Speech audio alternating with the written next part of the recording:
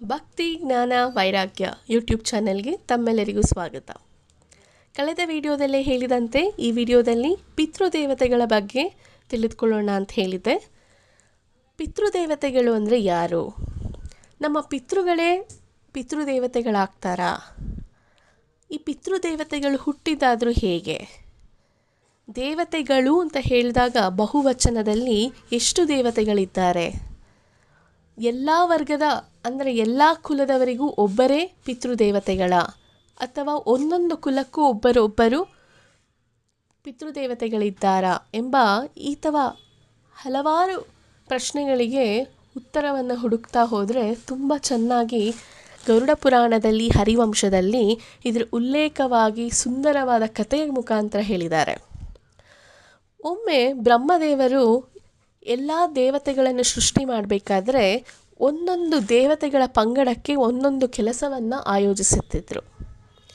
ಹಾಗೆಯೇ ಒಂದು ಪಂಗಡದ ದೇವತೆಗಳಿಗೆ ಈ ಥರ ಶ್ರಾದ್ದ ಕರ್ಮವನ್ನು, ಪಿಂಡ ಪ್ರದಾನವನ್ನು, ಈ ಥರ ಒಂದು ಪಿತೃಪಕ್ಷವನ್ನು ಮಾಡುವಂತಹ ಕಾರ್ಯವನ್ನು ವಹಿಸಿ ಆ ದೇವತೆಗಳಿಗೆ ಕೆಲಸವನ್ನು ಕೊಟ್ಟಿದ್ರಂತೆ.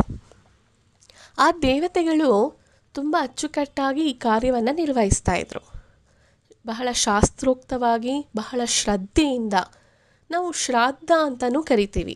ಶ್ರಾದ್ದ ಅಂತ ಹೇಳಿದ್ರೆ ಬಹಳ ಶ್ರದ್ಧೆಯಿಂದ ಪ್ರೀತಿಯಿಂದ ಮಾಡುವಂತಹ ಕೆಲಸವನ್ನು ಶ್ರಾದ್ದ ಅಂತ ಕರಿತೀವಿ. ಈ ಶ್ರಾದ್ದ ಕರ್ಮವನ್ನು ಅದಕ್ಕಾಗಿ ಪಿತೃಗಳಿಗೆ ತುಂಬ ಕಟ್ಟುನಿಟ್ಟಾಗಿ ಮಾಡಬೇಕು. ಹಾಗೂ ಅವರು ಒಂದೇ ಅಂತೆ ಇದರಿಂದ ನಮ್ಮಿಂದ ಬಯಸೋದು ಎಷ್ಟು ಶ್ರದ್ಧೆಯಿಂದ, ಎಷ್ಟು ಪ್ರೀತಿಯಿಂದ ಮಾಡ್ತಾರೆ ಅಂತ. ಇದಕ್ಕೆ ಶ್ರಾದ್ದ ಕರ್ಮಗಳು ಅಂತಲೂ ಕರೀತಾರೆ. ಈ ಥರ ಶ್ರಾದ್ದ ಕರ್ಮವನ್ನು ಮಾಡಿಸುತ್ತಾ ದೇವತೆಗಳು ತಮ್ಮ ಹೊಟ್ಟೆಯನ್ನು ತುಂಬಿಸ್ಕೊಳ್ತಿದ್ರಂತೆ. ಹಾಗೆಯೇ ಕಾಲಕ್ರಮೇಣ ಅತಿಯಾದ ಆಸೆಗೆ, ಅತಿಯಾದ ಮೋಹಕ್ಕೆ, ಅತಿಯಾದ ಸಂಪಾದನೆಗೆ ಬಿದ್ದು ಈ ದೇವತೆಗಳು ಶಾಸ್ತ್ರೋಕ್ತವಾಗಿ ಈ ಕಾರ್ಯವನ್ನು ಮಾಡಿಸದೆ ಮಧ್ಯದಲ್ಲಿ ಎಲ್ಲ ಶಾಸ್ತ್ರವನ್ನು ಉಲ್ಲಂಘನೆ ಮಾಡಿ ಕ್ರಮಬದ್ಧವಾಗಿ ಮಾಡದೆ ಈ ಪಿತೃಪಕ್ಷವನ್ನು ಸರಿಯಾಗಿ ಮಾಡಿಸ್ತಿರ್ಲಿಲ್ವಂತೆ. ಈ ಪಿತೃಪಕ್ಷ ಬರೀ ಜನಸಾಮಾನ್ಯರು, ಮಾನವರಿಗೆ ಸೀಮಿತವಾಗಿಲ್ಲ. ಇದು ದೇವರು, ದೇವಗಣದವರು, ಯಕ್ಷರು, ಗಂಧರ್ವರು, ಹಾಗೆ ಕ್ಷತ್ರಿಯರು, ವೈಶ್ಯರು, ಬ್ರಾಹ್ಮಣರು, ಶೂದ್ರರು, ಹೀಗೆ ಎಲ್ಲ ಪಂಗಡದವರು ಕೂಡ ಮಾಡಲೇಬೇಕಾಗಿರುವಂತಹ ಒಂದು ಅತ್ಯಂತ ಬಹಳ ಮುಖ್ಯವಾದ ಕಾರ್ಯಕ್ರಮ. ಈ ರೀತಿ ಶಾಸ್ತ್ರವನ್ನು ಉಲ್ಲಂಘನೆ ಮಾಡಿ ಪಿತೃಕಾರ್ಯವನ್ನು ಮಾಡಿಸಿದ್ದನ್ನು ನೋಡಿದಾಗ ಬ್ರಹ್ಮದೇವರಿಗೆ ತುಂಬಾ ಮನಸ್ಸಿಗೆ ಬೇಜಾರಾಗತ್ತಂತೆ. ನಾನು ಸೃಷ್ಟಿ ಮಾಡಿದ ದೇವತೆಗಳು ನಾನು ಕೊಟ್ಟ ಕೆಲಸವನ್ನು ಅಚ್ಚುಕಟ್ಟಾಗಿ ಮಾಡದೆ ಅವರ ಅತಿಯಾದ ಆಸೆಗಾಗಿ ಇದನ್ನು ಕ್ರಮಬದ್ಧವಾಗಿ ಅವರು ಸರಿಯಾದ ಕ್ರಿಯೆಯಲ್ಲಿ ಮಾಡಿಸುತ್ತಿಲ್ಲ ಎಂದು ಕೋಪಗೊಂಡು ಅವರನ್ನು ಶಪಿಸ್ತಾರಂತೆ. ಆ ದೇವತೆಗಳಿಗೆ ಒಂದು ಶಾಪವನ್ನು ಕೊಡ್ತಾರೆ. ನೀವು ಏನೇನು ಕಲ್ತಿದ್ದೀರಾ ಈ ವಿದ್ಯೆ ಅದೆಲ್ಲವೂ ಕೂಡ ಮರೆತು ಹೋಗಲಿ, ನೀವು ಮೌಢ್ಯರಾಗಿ ಬದುಕಿ ಅಂತ. ಅಂದರೆ ಏನು ತಿಳಿದೆ ಅವಿವೇಕತನದಿಂದ ಬದುಕಿ ಅಂತ. ಈ ಥರ ಶಪಿಸಿದ ಮೇಲೆ ಆ ದೇವತೆಗಳು ತುಂಬ ಕಂಗಾಲಾಗ್ತಾರೆ. ಎಷ್ಟು ಪ್ರಯತ್ನ ಪಟ್ಟರೂ ಅವರು ಸಂಪಾದಿಸಿದಂತಹ ವಿದ್ಯೆ, ಮಾಡಿಸಿದಂತಹ ಏನೇ ಪಿತೃಕರ್ಮಗಳು ಅಥವಾ ಶ್ರಾದ್ದ ಕರ್ಮಗಳ ಒಂದು ಶಾಸ್ತ್ರವು ನೆನಪೇ ಆಗ್ತಿರಲ್ಲ ಅವರಿಗೆ.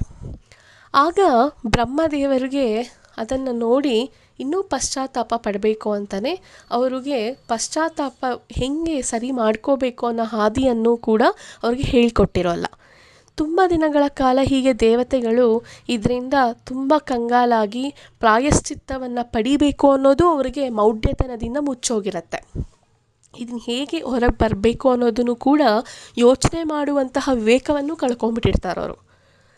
ಸ್ವಲ್ಪ ವರ್ಷಗಳಾದ ಮೇಲೆ ಆ ವಿವೇಕವನ್ನು ಬ್ರಹ್ಮದೇವರು ಅವರ ತಲೆಗೆ ಬರುವಂತೆ ಒಂದು ಜ್ಞಾಪಕ ಶಕ್ತಿಯನ್ನು ಕೊಡ್ತಾರೆ. ನಂತರ ಆ ದೇವತೆಗಳಿಗೆ ಇದು ಹೇಗಾದರೂ ಮಾಡಿ ನಾವು ಈ ಪ್ರಾಯಶ್ಚಿತ್ತವನ್ನು ಮಾಡಿಕೊಂಡು ಈ ಮೌಢ್ಯದಿಂದ ಹೊರಗೆ ಬರಬೇಕು ಅನ್ನೋದೊಂದು ಯೋಚನೆ ಅವರಿಗೆ ತಲೆಗೆ ಬರುತ್ತೆ. ಅದನ್ನೂ ಸಹ ಬ್ರಹ್ಮದೇವರೇ ಅವರಿಗೆ ಯೋಚನೆ ಬರುವಂತೆ ಕೊಟ್ಟಿರ್ತಾರೆ. ನಂತರ ಅವರು ಬ್ರಹ್ಮದೇವರ ಬಳಿ ಬಂದು ಕೇಳ್ತಾರೆ, ನಾವು ಮಾಡಿದ್ದು ನಮಗೆ ತಪ್ಪು ಅರಿವಾಗಿದೆ. ಈ ಶಾಸ್ತ್ರವನ್ನು ನಾವು ಕ್ರಮಬದ್ಧವಾಗಿ ಮಾಡಿಸದೆ ಉಲ್ಲಂಘನೆ ಮಾಡಬಾರ್ದಾಗಿತ್ತು. ಈ ಪ್ರಾಯಶ್ಚಿತ್ತವೇನು ಬ್ರಹ್ಮದೇವರೇ, ನಮ್ಮನ್ನು ಕ್ಷಮಿಸಿ ಅಂತ ಕೇಳ್ತಾರೆ. ಇದಕ್ಕೆ ಪ್ರಾಯಶ್ಚಿತ್ತವಾಗಿ ನೀವು ಇದರಿಂದ ಹೊರಗಡೆ ಬರಬೇಕು ಅಂತ ಹೇಳಿದ್ರೆ, ನಿಮಗೆ ಕಲ್ತಿರುವಂತಹ ವಿದ್ಯೆ ಪುನಃ ಅದೆಲ್ಲ ನಿಮಗೆ ಸರಿಯಾದ ಕ್ರಿಯೆಯಲ್ಲಿ ನೆನಪಾಗಬೇಕು ಅಂತ ಹೇಳಿದ್ರೆ, ನೀವು ನಿಮ್ಮ ಮಕ್ಕಳ ಬಳಿಯೇ ಪಾಠಕ್ಕೆ ಹೋಗಬೇಕು. ಅವರ ಮಾರ್ಗದರ್ಶನದಲ್ಲೇ ನೀವು ಪಾಠವನ್ನು ಕಲಿತ್ಕೋಬೇಕು ಅಂತ ಹೇಳ್ತಾರೆ. ಹೀಗೆ ಬ್ರಹ್ಮದೇವರು ಹೇಳಿದ ತಕ್ಷಣ ದೇವತೆಗಳಿಗೆ ಆಶ್ಚರ್ಯ ಆಗತ್ತೆ. ಆದರೂ ಅವರಿಗೆ ಒಂದು ಸ್ವಲ್ಪ ಮುಜುಗರ ಅನಿಸುತ್ತೆ. ಯಾಕಂದರೆ ಮಕ್ಕಳಿಂದನೇ ತಂದೆ ಒಬ್ಬರು ಬೋಧನೆ ಮಾಡಿಸ್ಕೋಬೇಕಂದ್ರೆ ತಂದೆ ಮಕ್ಕಳಿಗೆ ಹೇಳ್ಕೊಟ್ಟಿರೋದೇ ಹೆಚ್ಚಿರುತ್ತೆ. ಆದರೆ ತಂದೆಯು ಕೆಲವೊಂದು ಸಲಹ ತಪ್ಪನ್ನು ಮಾಡಿದಾಗ, ದುಡುಕಿದಾಗ ಮಕ್ಕಳು ಬುದ್ಧಿ ಹೇಳುವುದು ಸರ್ವೇ ಸಾಮಾನ್ಯ. ಆದರೆ ಈ ವಿಧಿವತ್ತಾದ ಕ್ರಿಯೆಯನ್ನು ತುಂಬ ತಿಳಿದವರು ಯಾರೆಂದರೆ ಮಗನಿಗಿಂತ ತಂದೆಯೇ ಆಗಿರುತ್ತಾರೆ. ಈಗ ಮಗನಿಂದಲೇ ಆ ಪಾಠವನ್ನು ಕಲಿಬೇಕಂದ್ರೆ ದೇವತೆಗಳಿಗೆ ಸ್ವಲ್ಪ ಮುಜುಗರವನ್ನಿಸುತ್ತೆ. ಆದರೂ ಹೇಗಾದರೂ ಮಾತ್ರ ಈ ಮೌಢ್ಯದಿಂದ ಆಚೆ ಬರಬೇಕು ಅನ್ನೋ ಒಂದು ತಲೆಯಿಂದ ಒಂದು ಯೋಚನೆ ಬಂದಾಗಿಂದ ಅವರು ಆಗಲಿ, ನಾನು ನಮ್ಮ ಮಕ್ಕಳ ಬಳಿಯೇ ಹೋಗಿ ನಾವು ಈ ವಿದ್ಯೆಯನ್ನು ಕಲಿತೀವಿ ಅಂತ ಹೋಗ್ತಾರೆ. ಹೋದಾಗ ಮಕ್ಕಳು ಇವರಿಗೆ ಬೋಧನೆ ಎಲ್ಲ ಮಾಡ್ತಾ ಇರ್ತಾರೆ. ಬೋಧನೆ ಮಾಡುವ ಸಂದರ್ಭದಲ್ಲಿ ಎಲೈ ಮಗನೇ ಅಥವಾ ಎಲೈ ಪುತ್ರನೇ ಅಂತ ಕರೆದು ಬಿಡ್ತಾರೆ. ಅದು ಇನ್ನೂ ಸಿಟ್ಟಾಗ್ಬಿಡುತ್ತೆ ದೇವತೆಗಳಿಗೆ. ನಾವು ಜನ್ಮ ಕೊಟ್ಟಿರುವಂತಹ ಮಗನೇ ನನಗೆ ಎಲೈ ಮಗನೇ ಅಂತ ಕರೀತಾನಲ್ಲ ಅನ್ನೋದು ತುಂಬ ಸಿಟ್ಟಿಗೀಡಾಗಿ ಪುನಃ ಬ್ರಹ್ಮದೇವರ ಹತ್ರ ಹೋಗ್ತಾರೆ. ನಮಗೆ ಈ ಪ್ರಾಯಶ್ಚಿತ್ತದಿಂದ ಹೊರಗೆ ಬರೋಕ್ಕೆ ಬೇರೆ ಯಾವುದಾದ್ರು ದಾರಿ ಹೇಳಿ ಬ್ರಹ್ಮದೇವರೇ, ನಮಗೆ ಈ ಅವಮಾನ ಸಹಿಸೋಕೆ ಆಗ್ತಾ ಇಲ್ಲ ಅಂತ. ಆಗ ಬ್ರಹ್ಮದೇವರು ಹೇಳ್ತಾರೆ, ಯಾಕೆ ಇದು ನಿಮಗೆ ಮುಜುಗರವೆನಿಸುತ್ತಿದೆ? ಮುಜುಗರ ಪಟ್ಕೋಬಾರ್ದು. ಯಾಕಂದರೆ ನೀವು ಅವರಿಗೆ ಶರೀರ ಕೊಟ್ಟಿದ್ದೀರಾ, ಅದಕ್ಕೆ ನೀವು ಅವರಿಗೆ ಪಿತೃಗಳು. ಆದರೆ ಅವರು ನಿಮಗೆ ವಿದ್ಯೆಯನ್ನು ಕೊಟ್ಟಿದ್ದಾರೆ, ಆದ್ದರಿಂದ ಅವರು ನಿಮಗೆ ಪಿತೃಗಳಾಗಿದ್ದಾರೆ. ಯಾಕೆ ಪಿತೃಗಳಾಗಬಾರದು ಅಂತ ಕೇಳ್ತಾರೆ.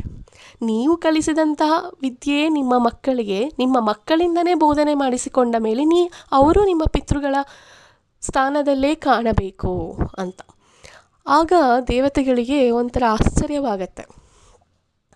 ಆದ್ದರಿಂದ ಅಂದಿನಿಂದ ದೇವತೆಗಳ ಮಕ್ಕಳೇ ಪಿತೃವಿನ ಸ್ಥಾನದಲ್ಲಿ ನಿಂತು ಬೋಧನೆ ಮಾಡಿದ್ದರಿಂದ ಅವರು ಪಿತೃದೇವತೆಗಳಾದರು ಎಂಬ ಒಂದು ಸುಂದರವಾದ ವ್ಯಾಖ್ಯಾನ ಗರುಡ ಪುರಾಣದಲ್ಲಿ ಉಲ್ಲೇಖವಾಗಿದೆ.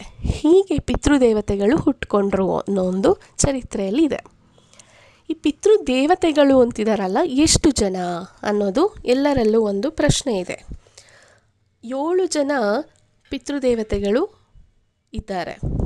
ಅವರಲ್ಲಿ ವೈರಾಜರು, ಅಗ್ನಿಶ್ವಾತ್ತರು, ಬಹಿರ್ಷದರು, ಸುಕಾಲರು, ಅಂಗೀರಸರು, ಸುಸ್ವದರು, ಸೋಮಪರು. ಹೀಗೆ 7 ಜನ ಪಿತೃದೇವತೆಗಳು ಒಂದೊಂದು ಕುಲಕ್ಕೂ ಅವರು ಪಿತೃದೇವತೆಗಳಾಗಿ ಕಾರ್ಯನಿರ್ವಹಿಸ್ತಾರೆ. ವೈರಾಜರು ದೇವಗಣದವರಿಗೆ, ಅಗ್ನಿಶ್ವಾತ್ತರು ದೇವತೆಗಳಿಗೆ, ಬಹಿರ್ಷದರು ಯಕ್ಷ ಮತ್ತು ಗಂಧರ್ವರಿಗೆ, ಸುಕಾಲರು ಬ್ರಾಹ್ಮಣರಿಗೆ, ಅಂಗೀರಸರು ಕ್ಷತ್ರಿಯರಿಗೆ, ಸುಸ್ವಧರು ವೈಶ್ಯರಿಗೆ, ಸೋಮಪರು ಶೂದ್ರರಿಗೆ. ಹೀಗೆ 7 ಜನ ಪಿತೃದೇವತೆಗಳು ತಮ್ಮ ಕಾರ್ಯವನ್ನು 7 ರೂಪದಲ್ಲಿ 7 ಕುಲದಲ್ಲಿ ನಿಂತು ಪಿತೃದೇವತೆಗಳಾಗಿ ತಮ್ಮ ಕಾರ್ಯವನ್ನು ನಿರ್ವಹಿಸ್ತಾರೆ. ಅಂದರೆ ನಾವು ಶ್ರಾದ್ದ ಕರ್ಮವನ್ನು ಮಾಡಬೇಕಾದ್ರೆ, ಈಗ ನಾನು ವೈಶ್ಯರು ಎಂಬ ಕುಲದಲ್ಲಿ ಬಂದರೆ ನಮಗೆ ಪಿತೃದೇವತೆಗಳು ಯಾರಾಗ್ತಾರೆ? ಸುಸ್ವದರು. ಅವರನ್ನು ಸುಸ್ವದರುಗೆ ನಾವು ನೆನೆಯುತ್ತಾ, ಪಿತೃದೇವತೆಗಳನ್ನ ನೆನೆಯುತ್ತಾ ಅವರಿಗೆ ನೆನೆಯುತ್ತಾ ನಮ್ಮ ಪಿತೃಗಳಿಗೆ ಪಿಂಡ ಪ್ರದಾನವನ್ನು ಮಾಡಬೇಕು. ಅವರು ಒಂದು ಉನ್ನತವಾದ ಪದವಿಯಲ್ಲಿ ನಿಂತು ತಮ್ಮ ಕ್ರಿಯೆಗಳನ್ನು ಗಮನಿಸ್ತಾರೆ ಅಂತ ಉಲ್ಲೇಖ ಇದೆ. ಈ ದೇವತೆಗಳು ಮತ್ತು ದೇವಗಣದವರು, ಯಕ್ಷಗಂಧರ್ವರು ಕೂಡ ಪಿತೃಕಾರ್ಯವನ್ನು ಮಾಡ್ತಾರಾ ಅನ್ನೋದೊಂದು ಪ್ರಶ್ನೆ ಇದೆ. ಹೌದು, ಈ ಕಾರ್ಯವನ್ನು ಬರೀ ಮಾನವರು ಭೂಲೋಕದಲ್ಲಿ ಮಾಡೋದಿಲ್ಲ. ಕೃಷ್ಣ ತನ್ನ ದ್ವಾಪರಯುಗದಲ್ಲೂ ಕೂಡ ತನ್ನ ಪಿತೃಗಳಿಗೆ ಪಿಂಡ ಪ್ರದಾನ ಮಾಡಿದರು. ರಾಮನೂ ಕೂಡ ತ್ರೇತಾಯುಗದಲ್ಲಿ ಪಿಂಡ ಪ್ರದಾನವನ್ನು ಮಾಡಿದರು. ಹಾಗೆ ರಾಕ್ಷಸರು, ಯಕ್ಷ, ಗಂಧರ್ವರು ಕೂಡ ಪಿಂಡ ಪ್ರದಾನವನ್ನು ಮಾಡಿದರು. ಅದಕ್ಕಾಗಿ ಒಂದೊಂದು ಕುಲಕ್ಕೂ ಒಬ್ಬೊಬ್ಬರು ಪಿತೃದೇವತೆಗಳು ಇದ್ದಾರೆ. ನಾವೆಲ್ಲ ಹೇಳಿದ್ದೆ ಕೂಡ, ನಾವು ಇಡುವಂಥ ಆಹಾರ ನಮ್ಮ ಪಿತೃದೇವತೆಗಳು ಬಂದು ಸ್ವೀಕರಿಸ್ತಾರಾ ಅಥವಾ ನಮ್ಮ ಪಿತೃವೇ ಬಂದು ಸ್ವೀಕರಿಸ್ತಾರಾ ಅಂತ. ಈಗ ನಮಗೆ ಈ ಕಥೆಯ ಮುಖಾಂತರ ತಿಳಿದು ಬಂದಿದ್ದೇನೆಂದರೆ, ನಮ್ಮ ಪಿತೃಗಳು ದೇವತೆಗೆ ಸಮಾನರು, ಆದರೆ ಅವರೇ ದೇವತೆಗಳಲ್ಲ. ಈ ಪಿತೃದೇವತೆಗಳು ಮಾತ್ರ ನಾವಿಟ್ಟಿರುವಂಥ ಆಹಾರವನ್ನು ಮತ್ತು ನಾವಿಟ್ಟಿರುವಂತಹ ಏನೇ ಪಿಂಡ ಪ್ರದಾನವನ್ನು, ಶ್ರಾದ್ದ ಕರ್ಮವನ್ನು ಸ್ವೀಕರಿಸ್ತಾರೆ. ಈ ಸ್ವೀಕರಿಸಿದ ಆಹಾರವನ್ನು ನಮ್ಮ ಪಿತೃಗಳಿಗೆ ತಲುಪಿಸುವಂತಹ ಒಂದು ಕೆಲಸವನ್ನು ಯಾರು ಮಾಡ್ತಾರೆ ಅಂದರೆ ವಸು, ಆದಿತ್ಯ, ರುದ್ರ. ಈ 3 ಜನ ಒಂದು ರೀತಿ ಅಂಚೆ ಕಚೇರಿಯಲ್ಲಿ ಪೋಸ್ಟ್ಮ್ಯಾನ್ ಕೆಲಸ ಮಾಡ್ತಾರಲ್ಲ, ಹಾಗೆ ಮಾಡ್ತಾರೆ. ಅಲ್ಲ, ಈಗ ನೀವೇನೋ ಹೇಳ್ತಾ ಇದ್ದೀರಾ, ನಮ್ಮ ಪಿತೃ ಬಂದು ನಾವು ಇಟ್ಟಿರುವಂಥ ಆಹಾರ ಸ್ವೀಕರಿಸಲ್ಲ ಅಂತ. ಆದರೆ ನೀವು ಕಳೆದ ವಿಡಿಯೋದಲ್ಲಿ ಹೇಳಿದ್ರಿ, ಶಂತನು ಮಹಾರಾಜ ಭೀಷ್ಮರ ಪಿತಾಮಹರ ತಂದೆ ಬಂದು ಪಿಂಡ ಪ್ರದಾನವನ್ನು ಕೇಳಿದ್ರಲ್ಲ ಅಂತ. ಯೋಗಿಗಳು, ತಪಸ್ವಿಗಳು, ಇಚ್ಛಾಮರಣಿಗಳು ಯಾರಾಗಿರ್ತಾರೆ ಅವ್ರು ಮಾತ್ರ ಬರಲಿಕ್ಕೆ ಅಂತೂ ಶಕ್ತಿ ಇದೆ. ಆದರೆ ಯಾವ ಪಿತೃವೂ ಕೂಡ, ನಮ್ಮಂಥ ಸಾಮಾನ್ಯ ಮನುಷ್ಯರು ಕೂಡ ಹಾಗೂ ನಮ್ಮಂಥರ ಸಾಮಾನ್ಯ ವರ್ಗದ ಪಿತೃಗಳು ಯಾರೂ ಕೂಡ ಬಂದು ಆಹಾರ ಸೇವಿಸೋಲ್ಲ. ಪಿತೃ ದೇವತೆಗಳ ಕೆಲಸ ಏನಪ್ಪ ಅಂದರೆ, ನಾವಿಟ್ಟಿರೋ ಆಹಾರ, ನಾವಿಟ್ಟಿರುವಂತಹ ಪಿತೃ ಕಾರ್ಯವನ್ನು ಗಮನಿಸಿ ಅವರು ಬಂದು ಆಶೀರ್ವಾದ ಮಾಡಿ ಹೋಗ್ತಾರೆ. ನಾವು ಏನು ಆಹಾರವನ್ನು ಇಟ್ಟಿರ್ತೀವಿ, ಆ ಆಹಾರವನ್ನು ವಸು, ಆದಿತ್ಯ, ರುದ್ರರು ನಮ್ಮ ಪಿತೃಗಳಿಗೆ ತಲುಪಿಸ್ತಾರೆ. ಈಗ ನಮ್ಮ ಪಿತೃ ಸತ್ತೋಗಿ ತುಂಬ ವರ್ಷಗಳಾಗಿರುತ್ತೆ, ಅವ್ರು ಇನ್ನೆಲ್ಲೋ ಜನ್ಮ ಪಡ್ಕೊಂಡಿರ್ತಾರೆ ಅಂದ್ಕೊಳ್ಳೋಣ. ಅವ್ರಿಗೆ ಹೇಗೆ ಆಹಾರ ಸ್ವೀಕರಿಸ್ತಾರೆ? ನಾವು ಇಟ್ಟಿರೋ ಆಹಾರ ಅವ್ರಿಗೆ ಹೇಗೆ ತಲುಪತ್ತೆ ಅಂದರೆ, ಈಗ ನಮ್ಮ ಪಿತೃ ಯಾರೋ ಒಬ್ಬರು ಸತ್ತಿರೋರು ಮೀನಾಗಿ ಹುಟ್ಟಿರ್ತಾರೆ ಅಂದ್ಕೊಳ್ಳೋಣ. ಆ ಮೀನಿನಾಗಿ ಹುಟ್ಟಿರ್ಬೇಕಾದ್ರೆ, ನೀರಿನೊಳಗಡೆ ಇರಬೇಕಾದ್ರೆ ಈ ವಸು, ಆದಿತ್ಯ, ರುದ್ರರ ಕೆಲಸವೇ ಹೀಗೆ. ಮೊದಲು ಪಿತೃದೇವತೆಗಳು ಆಶೀರ್ವಾದ ಮಾಡಿ ನಂತರ ಆ ಮೂವರಿಗೆ ಹೇಳ್ತಾರೆ, ಈ ಆಹಾರವನ್ನು ಇವರ ಪಿತೃಗಳಿಗೆ ತಲುಪಿಸಿ ಅಂತ. ಅದನ್ನು ಅವರಿಗೆ, ಈಗ ಮೀನಿಗೆ ಏನು ತಿನ್ನುತ್ತೆ, ಕಡಲೆಪುರಿ ಅಂಥದ್ದು ಏನು, ಆ ಮೀನಿಗೆ ಆಹಾರ ಏನಿರುತ್ತೋ ಅದನ್ನು ಬದಲಾವಣೆ ರೂಪದಲ್ಲಿ ತಂದುಕೊಟ್ಟು ನೀಡುತ್ತೆ. ಅದೇ ರೀತಿ ನಮ್ಮ ಪಿತೃ ಇನ್ಯಾವುದೋ ಒಂದು ಪಕ್ಷಿಯಾಗೋ ಅಥವಾ ಇನ್ಯಾವುದೋ ಒಂದು ಪ್ರಾಣಿಯಾಗೋ ಅಥವಾ ಮನುಷ್ಯರಾಗೋ ಹುಟ್ಟಿದರೆ ಅಥವಾ ಸಸ್ಯವಾಗೋ ಹುಟ್ಟಿದರೆ ಅಲ್ಲಿಗೆ ಹೇಗೆ ತಲುಪಿಸ್ಬೇಕು ಅನ್ನೋದೇ ಕೆಲಸವನ್ನು ಈ 3 ಜನ ವಸು, ಆದಿತ್ಯ, ರುದ್ರರು ಮಾಡ್ತಾರೆ. ಆದ್ದರಿಂದ ನಾವಿಡುವಂಥ ಆಹಾರವನ್ನು ನಮ್ಮ ಪಿತೃಗಳೇ ಬಂದು ತಿಂದು ಹೋಗುವುದಿಲ್ಲ. ಪಿತೃ ದೇವತೆಗಳು ಬಂದು ಗಮನಿಸಿ ಅವರು ಸಂತೋಷಪಟ್ಟು ಅದನ್ನು ಆಶೀರ್ವಾದಿಸಿ ನಮ್ಮ ಕುಟುಂಬ ವರ್ಗದರ ಅಭಿವೃದ್ಧಿಗೋಸ್ಕರ ಅವರು ಬಂದು ಆಶೀರ್ವಾದ ಮಾಡಿ ನಂತರ ನಾವಿಟ್ಟಿರೋ ಆಹಾರವನ್ನು ನಮ್ಮ ಪಿತೃಗಳಿಗೆ ಈ 3 ಜನರು ತಲುಪಿಸುವಂತಹ ಸಹಾಯವನ್ನು ಮಾಡ್ತಾರೆ ಎಂಬುದನ್ನು ಗರುಡ ಪುರಾಣದಲ್ಲಿ ತುಂಬ ಅಚ್ಚುಕಟ್ಟಾಗಿ ಹೇಳಿದ್ದಾರೆ. ಇದಾಗಿತ್ತು ಇವತ್ತಿನ ವಿಡಿಯೋ. ಮುಂದಿನ ವಿಡಿಯೋದಲ್ಲಿ ಇನ್ನಷ್ಟು ಮಾಹಿತಿಯನ್ನು ತಿಳ್ಕೊಳ್ಳೋಣ. ಅಲ್ಲಿವರೆಗೂ ನಮಸ್ಕಾರ.